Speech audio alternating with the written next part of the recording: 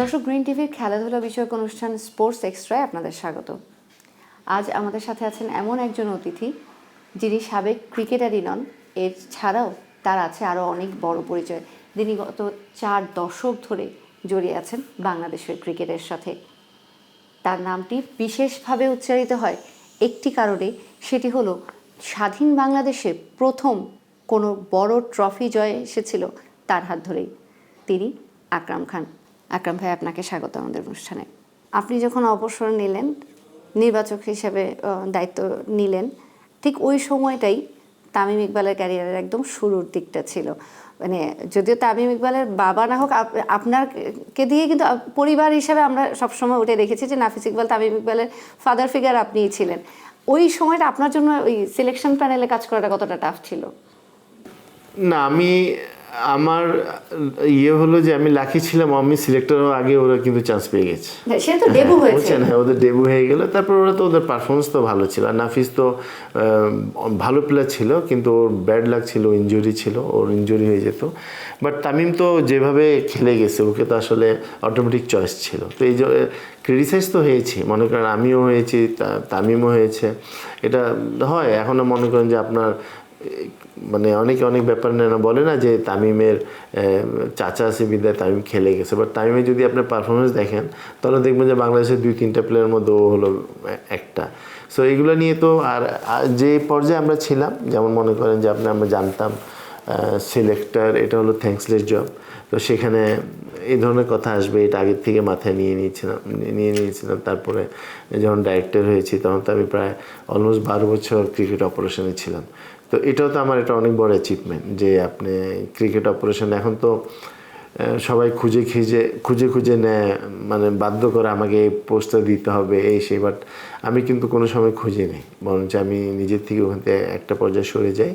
But আমি তো 12 বছর ছিলাম। বাট বললাম যে শুরুতে যে আল্লাহ রাব্বুল আলামিন ক্রিকেটে আমাকে অনেক কিছু দিয়েছে। 2012 সাল এশিয়া কাপের আগে, যেটাতে তামিমের সেই আমরা তামিমকে যেভাবে স্পেশালি মনে রাখা, ওটার আগে হঠাৎ করে যখন তামিমকে ড্রপ করা হলো, আপনি রিজাইন করলেন। পরে পিএমকে ইনভলভ হতে হলো আপনাকে পোস্টে ফেরত আনার জন্য, রিকোয়েস্ট করে যে আপনি যেন সিলেকশন প্যানেলে থাকেন। ওই সময় সবসময় যে মানে নিন্দামন্দ থাকতে থাকে, তখনও একটা কথা বলা হচ্ছিল যে তামিমকে দল থেকে বাদ দেওয়া হয়েছে এই রাগে আপনি রিজাইন করেছেন, মানে আপনি আপনার ভাতিজার জন্য করেছেন। সিচুয়েশনটা কি আসলে আপনার ভাতিজাকে বাদ দেওয়া হয়েছে সেজন্য ছিল, নাকি সিলেকশন প্যানেলের বাইরে থেকে ইনফ্লুয়েন্স করে আরেকজন কেন একটা প্লেয়ারকে রাখা বা না রাখা হলো, ওই বাইরের হস্তক্ষেপটা রাগের কারণ ছিল? আমার সাথে 2জন সিলেক্টর ছিল, সুমনও ছিল। আপনি সুমন থেকে যদি মানে কনফার্ম হতে চান, কনফার্ম হতে পারবেন। আমার কাছে কাগজটা এখনও আছে যে আমরা 3টা সিলেক্টর আপনার সাইন করেছিলাম টিমটা।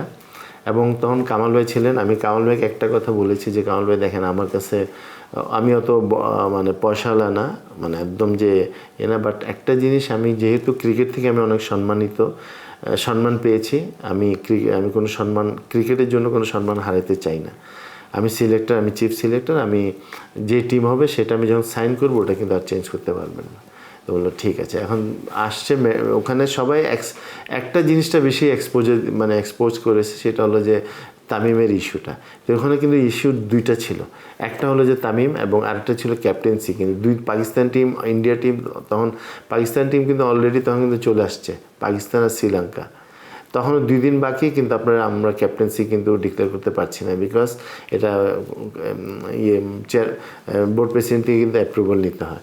তো উনি কিন্তু গিয়েছিলেন, উনি মনে হয় দেশের বাইরে গিয়েছিলেন। তো আর তামিমের যে ইনজুরিটা ছিল, তামিমের জন্য আমরা ওয়েট করছি, যেহেতু ফিজিও টেস্ট নিয়ে তারপরে আমাদেরকে বলবে। এবং সেখানে ফিজিও কিন্তু আপনার অ্যাপ্রুভাল দেওয়াতে ওখানে কিন্তু আমরা 3 সিলেক্টর সাইন করে তামিমের ব্যাপারটা আছে। বাট তখন ওটা কামাল ভাই করেছেন কি, ওখান থেকে ফোন করে বললেন যে না, তামিমকে বের করে মানে টিমে না নিয়ে টিমটা দিয়ে দাও। যখন দিছি, তখন আমি বললাম তখন তো আর চিফ সিলেক্টরের দরকার নেই, যেহেতু আমার টিম তো আর দেয়নি। তখন আমি সরে যাই। তখন কিন্তু আমার ইনকাম, আমি তখন স্যালারি পেতাম ক্রিকেট বোর্ড থেকে, ওটাই ছিল আমার ঢাকায়। বাট তারপরে আমি কিন্তু ছেড়ে দিই। বাট তারপরে 2-3 দিন পর তখন আমাদের প্রাইম মিনিস্টার আমাকে ডেকে নিয়ে এটা সমস্যার সমাধান করলেন। মানে এটা তো টোটালটাই ছিল যে কাকে বাদ দেওয়া হয়েছে ইস্যু না, ইস্যু ছিল হচ্ছে আপনার টিমটাকে। জি, আমার দিক দিয়ে আমি আপনাকে ক্লিয়ার করে দিয়েছি যে আমি যেটা টিম দিয়েছি, আমি যেহেতু চিফ সিলেক্টর, আমার সাইনে ওই টিমটা হবে, বাট সেই জিনিসটা কিন্তু ওখানে হয়নি। এবং যাদেরকে আমি দিয়েছি, যেটা নিয়ে কন্ট্রোভার্সি ছিল, ক্যাপ্টেন্সি দিচ্ছিল না, প্লাস তামিমের ইস্যুটা, তামিমের সাথে কিন্তু ওই ফিজিওর যে রিপোর্টটা আছে সেটাও কিন্তু আমরা টিমের সাথে ওটাও দিয়ে দিয়েছিলাম।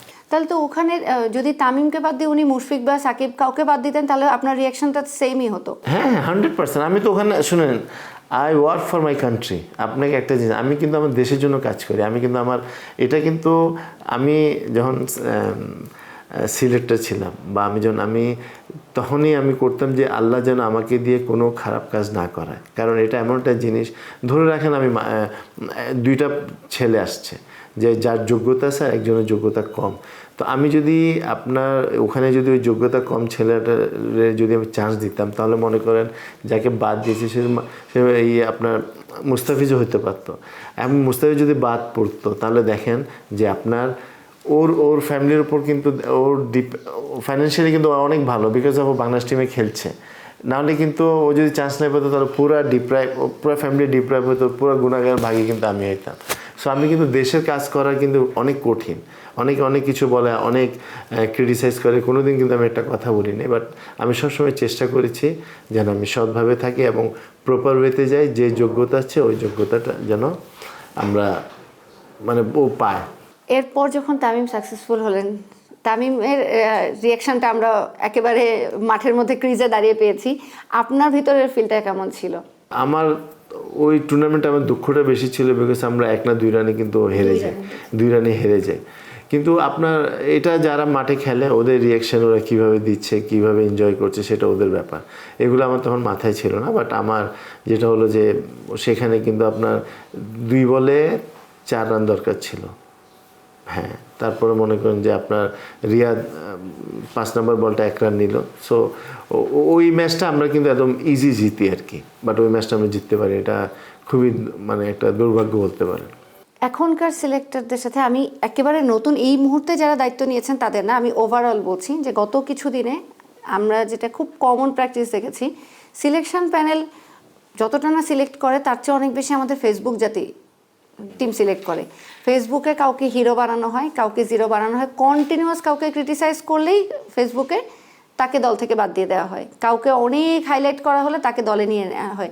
তখন সিলেক্টররা কি আসলে এখন জনপ্রিয় হওয়ার চেষ্টা করছেন যে ফেসবুকে আমি জনপ্রিয় হব, নাকি তারা আসলে দেশের জন্য কাজ করছেন? ওরা জনপ্রিয়তার ভয় পাচ্ছে না, হতে চাচ্ছে না, ওরা ক্রিটিসাইজ থেকে বেঁচের জন্য এই কাজটা করছে। এটা আমি শুধু আপনার ক্রিকেট বোর্ড সিলেক্টরকে বলবো না, ইনফ্যাক্ট আপনার ক্রিকেট বোর্ডটাও কিন্তু, ইভেন আমি এটা বলবো না যে রিসেন্টলি হয়েছে, আপনার গত লাস্ট 3-4 বছর কিন্তু এটা অনেক বড় একটা ফ্যাক্টর হয়ে দাঁড়িয়েছে, যে আপনার টিম দিলে আবার সাংবাদিকরা কি আবার ফেসবুক কিন্তু একটা ফ্যাক্টর। এবং এটা আসলে এটা কিন্তু একটা খারাপ দিক। কারণ আপনি প্রপার ওয়েতে কিন্তু আপনাকে চাকরি নেওয়ার আগেই কিন্তু চিন্তা করতে হবে, বা বোর্ডে আসার আগেই চিন্তা করতে হবে যে আমি প্রপার ডিসিশন নিলে কে কী করেছে না করেছে, ক্রিটিসাইজ যদি করে সেটা আমাকে মানতে হবে। এই মেন্টালিটি নিয়ে যদি আসে তাহলে আপনি কাজ করতে পারবেন, আদারওয়াইজ আপনি অলওয়েজ ইফ অ্যান্ড বাটে থাকবেন। আপনার সময়ের সমসাময়িক যারা ছিলেন তাদের অনেকের সাথে আপনি খেলেছেন, তাদেরকে দেখেছেন। আপনার পরের জেনারেশন, সেটা আপনি সিলেক্টর হিসাবে থাকা অবস্থায় বা ডিরেক্টর হিসাবে আসার পরে, হোয়াট এভার, আপনার পছন্দের একজন ক্রিকেটার যদি আমাদের দেশের চুজ করতে বলা হয় যে প্লেয়ার হিসাবে ও খুব পছন্দের, আর যেহেতু আপনি ক্যাপ্টেন ছিলেন, ক্যাপ্টেন হিসাবে আপনার পছন্দের ক্যাপ্টেন, যে হ্যাঁ ওকে আমি ক্যাপ্টেন হিসাবে খুব পছন্দ করি, এরকম কে? এটা আমি কেউকে ক্রিটিসাইজ করছি না। বাংলাদেশে কিন্তু অনেক ভালো প্লেয়ার আসছে, বিশেষ করে সাকিব, তামিম, মুশফিক, রিয়াদ, মাশরাফি, আশরাফুল, তারপর হলো যে আপনার মানে এরা কিন্তু রফিক, এদের কথা কিন্তু এদের বাট আমি কেউকে ক্রিটিসাইজ করছি না। বাট আপনি যদি আমাকে বলেন, আমি এখানে তামিম বা মুশফিক বা মাশরাফিকে ছোটো করছি না, ওদের অনেক অবদান আছে। বাট আমার ক্ষেত্রে সব কিছু মিলে আমি সাকিবকে বেছে নিতাম। অ্যাজ এ প্লেয়ার না as a captain? As a captain, as a player. দুই জায়গায়, বিকজ ও ইজ ভেরি ইম্পর্টেন্ট। কারণ আমি আবার বলছি যে অন্যদের অবদান অনেক আছে, বাট ওর সাহস ছিল অনেক বেশি। যেহেতু ওকে আমি কেন দিচ্ছি, কারণ ওর রোল কিন্তু একটা ব্যাটিং হিসাবে ছিল, অন্য ব্যাটসম্যানদের কিন্তু দুইটা পার্ট ছিল না, ওর কিন্তু দুইটা পার্ট ছিল। ওই দুটোরে চ্যালেঞ্জ নিত। ও মনে করেন কোন সময় বোলিং করতে হবে, কার এগেস্টে করতে হবে, সে কিন্তু ওই চ্যালেঞ্জগুলো নিত, যে আপনার ভালো ব্যাটসম্যান আগে কী করতে হবে না হবে সেই জিনিসগুলো করতো। ব্যাটসম্যানে গিয়ে ব্যাটিংয়ে তো ওর মনে করেন যে ও গিয়ে আগে গিয়ে কিন্তু ব্যাটিং করার চেষ্টা করতো। সো আমার কাছে 4-5টা অপশনের মধ্যে আমি সাকিবকে বেছে নিব। এই যে এখন যারা ক্রিকেটার আছেন তাদেরও কেউ কেউ অনেক সময় বলে থাকেন, আর এখনকার দর্শক বা এই প্রজন্মের দর্শকরা তো অবশ্যই, যে আমরা একটা দীর্ঘ সময় পঞ্চপাণ্ডবকে হাইলাইট করেছি, পঞ্চপাণ্ডবকে মানে 5 জন ক্রিকেটার তারা অনেক বড় ইয়ে করেছেন, কিন্তু এখন আবার বলা হয় পঞ্চপাণ্ডব আর কী করেছে, তারা তো কখনো কোনো ট্রফি আনেনি। আপনি কি মনে করেন যে এই যে 5 জন ক্রিকেটার, আমি স্পেসিফিক ওই 5 জনের ক্ষেত্রেই বলছিলাম, যে ওই জেনারেশনটা, ওই সময়ে যে ক্রিকেটার এসেছেন তারা হয়তো কিছু সেরকম কিছু অর্জন, ট্রফি নাই, আইসিসি ট্রফি বা আন্ডার-19 ট্রফি দুটাই তাদের আগের আর তাদের পরের জেনারেশন, ওই জেনারেশনে। কিন্তু এই প্রজন্মের এই পঞ্চপাণ্ডব বলি বা হচ্ছে ওনাদের সমসাময়িক ক্রিকেটাররা, তাদেরকে আসলে বাংলাদেশ ক্রিকেটে অবদান সেভাবে আলাদা করে ইয়ে করা যাবে না? শুনুন, আমি ওদের কী অবদান এটা বলবো না, বলে আমি ওদেরকে ছোট করব না, কারণ এটা আপনিও জানেন আমিও জানি, আর যারা জানে না ওরা কিন্তু আপনি ওয়েবসাইটে গিয়ে দেখতে পারে ওরা কী করেছে বাংলাদেশের জন্য। কিন্তু বাংলাদেশের বিগেস্ট প্রবলেম হলো বাংলাদেশে কোনো ইতিহাস মনে রাখে না। আমাদের এটা হলো যে আপনি কে কী বাংলাদেশের জন্য করেছে, যদি এই রেসপেক্টটা যদি থাকতো তাহলে আজকে ক্রিকেটটা অনেক আগে অনেক উপরে যেত। কারণ আমরা কখন কে ভালো করেছে ওটা মনে রাখি না, কখন কে খারাপ করেছে, মানে ও সবসময় এই জিনিসটা আমাদের নেগেটিভ মাইন্ড নিয়ে আমরা কিন্তু চলি। আপনি যে আমি বললাম না কিছু বোর্ড ডাইরেক্টর আছে এরকম দোষারোপ করে, কিন্তু ওরা যে আজকে ক্রিকেটটা যে এত পপুলার হলো এটা কি বলবো যে এমনি হাওয়াতে হয়ে গেছে? ডেফিনেটলি এখানে প্লেয়ারদের অনেক অবদান আছে। আপনার সাকিব, তামিম, মুশফিক, রিয়াদ, তারপর আমাদের সময় প্লেয়ারদের, ওদের যদি আপনি কতগুলো ইনিংসের কথা যদি আপনি চিন্তা করেন তো আপনি মানে ভাবতে পারবেন না যে বাংলাদেশে কত অ্যাচিভমেন্ট আছে। এটা রাইট যে আপনারও যেটা ট্রফি, একটা আইসিসি ট্রফি ছাড়া কোনো ট্রফি নেই, বাট এরপরও আমরা অনেকগুলো সিরিজ জিতেছি, অনেকগুলো বড় বড় ম্যাচে, বড় বড় টুর্নামেন্টে আমরা সেমিফাইনাল, কোয়ার্টার ফাইনাল পর্যন্ত খেলেছি। সো এটা তো বিগ অ্যাচিভমেন্ট। আমরা র্যাঙ্কিংয়েও তো অনেকটা উপরে গিয়েছিলাম, যেটা এখন আবার আমরা পিছিয়ে। হ্যাঁ, আমরা যখন সাউথ আফ্রিকাকে হারালাম তখন আমাদের র্যাঙ্কিং ছিল 4, তাই না? তো আপনার আছে, বাট এটা হলো কন্টিনিউ করাটা হলো ভেরি ডিফিকাল্ট। মানে আপনি কন্টিনিউ করবেন কিভাবে? আপনি ভালো মাঠ করলেন কিন্তু কথা বলতেছেন অনেক খারাপ, আপনি মাঠ খারাপ করলেন, কথা হয় না, যে আপনাকে এটা প্যাকেজ হিসাবে আগাইতে হবে। আপনি শুধু ওই মাঠ আর ক্রিকেটার নিয়ে শুধু আগাতে পারবেন না, আপনার অ্যাক্টিভিটিস, তারপর মেন্টালিটি, এগুলো সব ডেভেলপ করতে হবে আমাদেরকে। দর্শক, স্পোর্টস এক্সট্রা নিচ্ছি ছোট্ট একটা বিরতি, ফিরবো একটু পরেই, আরও আড্ডা হবে, সাথেই থাকুন।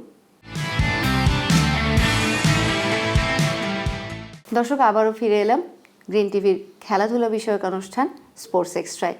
আড্ডা দিচ্ছি আকরাম খানের সাথে। গত সপ্তাহে আমরা চলতি সপ্তাহে কয়েকদিন আগে আমরা একটা তদন্ত কমিটির রিপোর্ট দেখতে পেলাম। আপনিও একটা তদন্ত কমিটির মেম্বার ছিলেন বাংলাদেশের বিশ্বকাপ ব্যর্থতা নিয়ে। ওই রিপোর্টটা সামনে আসলো না কেন? এটা তো আসলে বোর্ড ডিসিশন, মনে করেন এটা বোর্ড আমাদের থেকে চাইছে, আমরা রিপোর্টটা দিয়েছি, এবং বোর্ড এটা যদি দেন এটা তো কিছু করার নেই, এটা তো আসলে অ্যাবসলিউটলি। বাট আমি মনে করি যে আপনার হয়তো বা অনেক ক্ষেত্রে অনেক প্লেয়ারদের দোষারোপ হইতে পারে, বিদায় হয়তো এটা প্রকাশ করতে পারে না, বা কোনো ব্যক্তির দোষ হতে পারে বিদায় এটা প্রকাশ করে না। বাট আফটার অল বোর্ড যদি মনে করে যে এটা জনসমক্ষে দিতে পারে, নাহলে দিবে না। যে আপনারা যে ফাইন্ডিংসগুলো দিয়েছিলেন বা যে সাজেশনগুলো দিয়েছিলেন সেগুলো সবগুলো কি ইমপ্লিমেন্ট করা হয়েছিল? আমরা সাজেশন দিই নাই, আমরা যে প্রবলেমটা আছে সেগুলো বলছিলাম, সেগুলো বলছে। বাট তারপরে তো মানে বললো যে ঠিক আছে এগুলো নিয়ে বসবো, তারপর তো হয়ে গেল, আপনার মোস্ট প্রবাবলি বোর্ডটা ডিজলভ হয়ে গেল। আপনার কি মনে হয় না হাথুরুর সিংহাকে অনেক বেশি ছাড় দেওয়া হয়েছিল ওই বোর্ডে? ট্রু। আমার কাছে মনে হয়েছে যে আপনার হাতুরার যে লিমিট ছিল ও অলওয়েজ লিমিটটা ক্রস করতো, but he was good coach, এটা কিন্তু আমি অস্বীকার করবো না। ও কিন্তু কোচ হিসাবে অনেক ভালো ছিল, বাট সব কিছুর একটা লিমিট থাকা উচিত। আমার মনে হয় সে অলওয়েজ লিমিটটা ক্রস করেছে। সেই লিমিট ক্রসের জন্য কি আমরা কোনো বেনিফিট পেয়েছি as a cricket nation? Loss হয়েছে আমাদের বিরাট লস হয়েছে। যেমন আমি আপনাকে উদাহরণ দিয়ে দিচ্ছি যে আমাদের 19 ওয়ার্ল্ড কাপটা, না সরি আমি 22, ওই যে একটা প্রবলেম হলো 23 ওয়ার্ল্ড কাপটার মধ্যে আমাদের একটা সমস্যা হয়ে গেলো। দেখলেন তো সেটা পুরো ঘটনাটা ঘটেছে। আমার মনে হয় যে এই জিনিসটা একজনকে ও অ্যাজ এ কোচ হিসাবে এই সমস্যাটা সমাধান করতে পারতো। আমাদের খুবই, তখন আমি ক্রিকেট অপারেশনে ছিলাম যখন রাসেল এসেছিল, এবং তার সাথে আমি প্রায় ঘন্টা 3 মিটিং করেছিলাম। সে আমাকে বললো হি ওয়াজ এ গুড কোচ, এবং সে বললো যে আমাদের একটা ভালো সম্ভাবনা আছে, বিকজ ইন্ডিয়া আমাদের পাশের দেশ, ওদের উইকেট, ওদের কালচার, ওদের অ্যাটমসফিয়ার সব কিছু আমাদের সাথে মিল আছে, আমাদের একটা সম্ভাবনা আছে। এবং টিমটাও কিন্তু ওইভাবে আমরা তৈরি করেছিলাম, এবং ওয়ার্ল্ড কাপের আগে কিন্তু আমাদের র্যাঙ্কিং কিন্তু 4 ছিল। বাট সেখান থেকে হঠাৎ একটা ঘটনা আপনার সব কিছু নষ্ট করে দিল। বিশ্বকাপের মাত্র 8 মাস আগে, আপনি ক্রিকেট অপারেশনসের দায়িত্বে ছিলেন, বিশ্বকাপের মাত্র 8 মাস আগে কি কোচ চেঞ্জ করাটা খুব জরুরি ছিল? আমার মনে হয় এই প্যাকেজটা, এটা কিন্তু আরেকটা ভালো মানে দিক হলো যে আপনি দেখেন যারা বড় বড় টিম ফুটবল, ক্রিকেট, ওরা কিন্তু আপনার কোচ, ট্রেনার, ফিজিও প্রত্যেকটা কিন্তু ওই আপনার একটা গোল সেট করে রাখে, তারপরে কিন্তু চেঞ্জ করে দেয়। যে মনে করেন আপনার ম্যাক্সিমাম হয়তো 4 বছর, তারপরে কিন্তু আপনার ফুল চেঞ্জ করে। বাট আমাদের এখানে দেখা যায় কেউ হয়তো 8 বছর আছে, আবার দেখা যাচ্ছে কেউকে কম সময় রাখে। বাট ওয়ার্ল্ড কাপের 9 মাস আগে এটা একটা কোচ এসে 9 মাসে ও কোনো কিছু করতে পারবে না। সেটা যদি অস্ট্রেলিয়া টিমকেও দেওয়া হয়? হ্যাঁ, আপনার বললাম তো, হয়তো বা মানে অস্ট্রেলিয়া হয়তো বা প্লেয়ারের কোয়ালিটিতে হয়তো চ্যাম্পিয়ন হয়ে যেতে পারে, বাট আমাদের মতো দেশের যে স্ট্রেংথ, এটাতে কিন্তু আমার মনে হয় যে এই জিনিসটা আমাদের জন্য ঠিক হয়নি। ওই ওয়ার্ল্ড কাপটা আমরা খেললাম, কিন্তু খুব মানে বাজে পারফরমেন্স হলো। মানে দলটার মধ্যে আসলে ইউনিটি ছিল না, ছন্নছাড়া দল ছিল। আর খুব সম্প্রতি আমরা ফেব্রুয়ারি মাসে ওয়ার্ল্ড কাপটাই খেললাম না, এবং সেটা সরকারি সিদ্ধান্তে খেললাম না, বোর্ড থেকে ইনফ্লুয়েন্স করাও হয়নি যে আমরা যে কোনো মূল্যে খেলতে চাই। বা আমি যেটা সরাসরি ওনাকে প্রশ্ন করেছিলাম যে এমনও তো ওনারা, সরকার বলছেন যে এত মানুষ যাবে, এত দর্শক, এত সাংবাদিক, কিভাবে কন্ট্রোল করব? তো ওনারা কিন্তু যে জেড লেভেলের সিকিউরিটি, যেটাকে বলা হয় যে শুধু প্লেয়ারদের, আমার স্কোয়াডকে সিকিউরিটি দেন, আর কেউ যাবে না, এটাও চাওয়াও হয়নি। ওয়ার্ল্ড কাপ, আপনারা যারা ওয়ার্ল্ড কাপ খেলার জন্য দেশকে ওই জায়গায় নিয়ে এসছেন, আপনাদের জন্য আসলে এটা কতটা পোড়ায় যে বাংলাদেশ ওয়ার্ল্ড কাপ ছেড়ে দিল? দেখেন, এখানে ওয়ার্ল্ড কাপ তো মিস করেছে, এটা বিরাট বড় একটা অপরচুনিটি মিস করেছে। আপনি আজকে আমার পিএসএলে বাংলাদেশে বেস্ট প্লেয়াররা খেলছে। কেন খেলছে? বিকজ ওরা পাকিস্তান টিম এসে এখানে আসছিল, পাকিস্তানের সাথে ওরা ভালো পারফর্ম করে তো ওদেরকে নিয়েছে। ওয়ার্ল্ড কাপ হলো আপনার একটা সিরিজের সাথে আপনার ওয়ার্ল্ড কাপকে কম্পেয়ার করতে পারবেন না, যেটা 4 বছর পর পর হয়। সেখানে কিন্তু আপনার এক্সপোজারটা কিন্তু ওপেন থাকে, যে কেউ ভালো করলে পৃথিবীর যে কোনো জায়গায় কিন্তু ওর অপরচুনিটি থাকে। প্লেয়াররা অনেক কিন্তু বেনিফিটেড হয়, প্লেয়াররা যদি ভালো খেলে ওই দেশটা কিন্তু অনেক বেনিফিটেড হয়। আপনি যদি টিম ভালো করে তাহলে বোর্ড কিন্তু আপনার ফাইন্যান্সিয়ালি অনেক সাপোর্ট পায়। সো এগুলো তো আপনাকে বুঝতে হবে। আর হলো পলিটিক্যালি এবং আপনার ক্রিকেটিং যে সেন্স, যারা দায়িত্বে আছে, এটা তো আপনার প্রথমে আপনি সরকারকে বুঝাবেন যে আমাদের কি নেগেটিভ কি পজিটিভ আছে। সরকার কিন্তু একটা ডিসিশন দিয়ে দিতে পারে, এরকম কিন্তু আমাদের সময় কিন্তু অনেক হয়েছিল। বাট আমরা এটা পরে কনভিন্স করে কিন্তু আমরা এগুলো বুঝতেও দিই না, কেউ জানেও না, তারপর আমরা কিন্তু করেছি। এটা কিন্তু 100% ফেইলার। আপনাকে কিন্তু আপনার ক্রিকেটে, বিশেষ করে ক্রিকেটে যদি আপনি ভালোভাবে যদি আগাইতে চান, আপনার সবাই সাপোর্ট লাগবে। ইন্ডিয়া, পাকিস্তান, শ্রীলঙ্কা আমাদের কিন্তু টেস্ট স্ট্যাটাস পাওয়ার আগে কিন্তু অনেক সাপোর্ট করেছে। আমরা ওখানে গিয়ে আপনার 4 দিনের ম্যাচ খেলতাম, আপনার এমন 30-40 দিন আমাদেরকে রেখে স্টেটদের সাথে খেলিয়েছে। সো এইগুলো তার মনে করেন 1-2 দিনে হয়নি। তো একদম একটা ডিসিশন। আর যখন প্রবলেমটা হয়েছে, আপনি 2 মাস আগে তো ডিসিশন দেওয়ার কোনো দরকার নেই, আপনি একটু বসেন, কথা বলেন, আপনি কিন্তু সমস্যাটা সমাধান করতে পারতেন। বাট এই জিনিসটা আমার মনে হয় যে ভালো হয়নি। মানে সরকারের পক্ষ থেকে প্রথম দিনই পয়েন্ট অফ নো রিটার্নে চলে গিয়েছে সরকার, কিন্তু বোর্ড কি কনভিন্স করার মতো পরিস্থিতিতে ছিল? এটাই আমি বলছি, যারা দায়িত্বে আছে ওদেরকে কিন্তু 100% কনভিন্স করা উচিত ছিল।